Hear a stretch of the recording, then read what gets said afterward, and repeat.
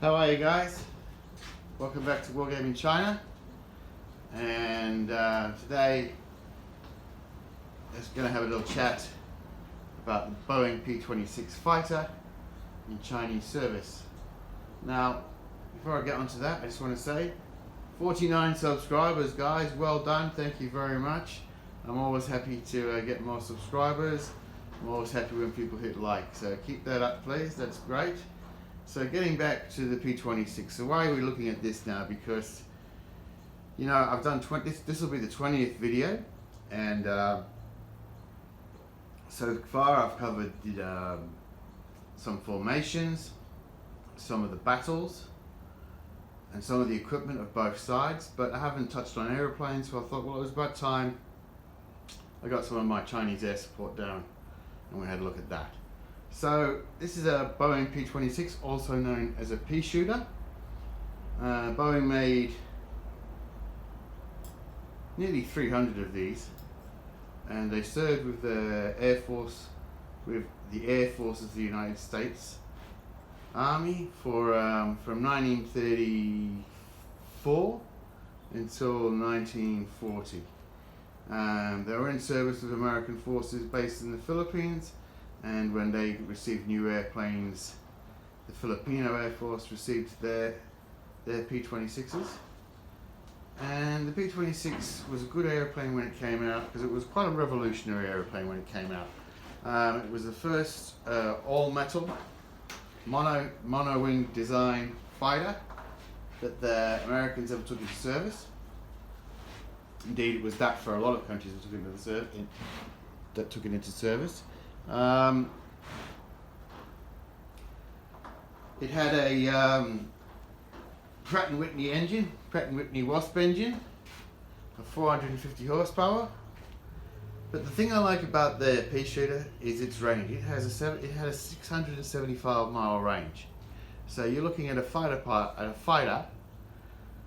capable of 670 mile range. That's a hell of an achievement in 1934.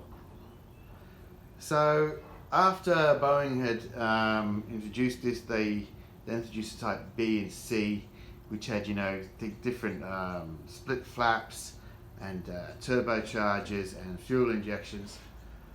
And they settled on a model for export, of which they made 12. And 11 of the export model, I think it was called the 291, were bought by China. And one was bought by Spain, but they didn't only serve in China from 1936 onwards. They finished their combat life in Guatemala as part of the Guatemalan Air Force's bombing efforts during a coup in 1954. So there you've got 21 years of service for the Boeing P26, and certainly some interesting combat. So we'll go back to it now in Chinese service. Now in Chinese service, it was based around Nanjing, and it was definitely in action against Japanese bombers, Betty bombers and A5M Claude fighters in August, throughout August of 1937. And very well into September, by which time the combat effectiveness had been reduced just by loss of planes. Now, as I said, it was a good match for the A5M Claude. It was capable of taking out Bettys. It had 2 Browning 30 caliber machine guns it was armed with. Now, some sources say that they were sometimes armed with 2 12.7mm Brownings, but not in Chinese service. In Chinese service, 2 30 caliber Brownings, and it's possible that they loaded 2 45 kilo bombs under them, because there was certainly space for that, and it was done.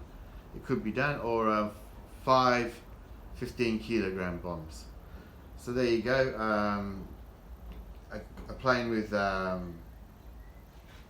well, a plane that actually for a war gamer meets everything you want, because as my friend Tantal L. Her says to me, For a wargamer, a plane should be pretty enough that it provides a distraction, but not have enough firepower to affect the game. So therefore, with the P26 only having 2 machine guns and 2 light bombs, 2 medium bombs, it's a good plane for the wargame server because it doesn't affect the game. I mean, we wargamers, we worry about the ground combat more than anything else. So the model is a Matchbox model, re-released by Rebel about 5-6 years ago. I painted it for the 17th Fighter Squadron at Nanjing.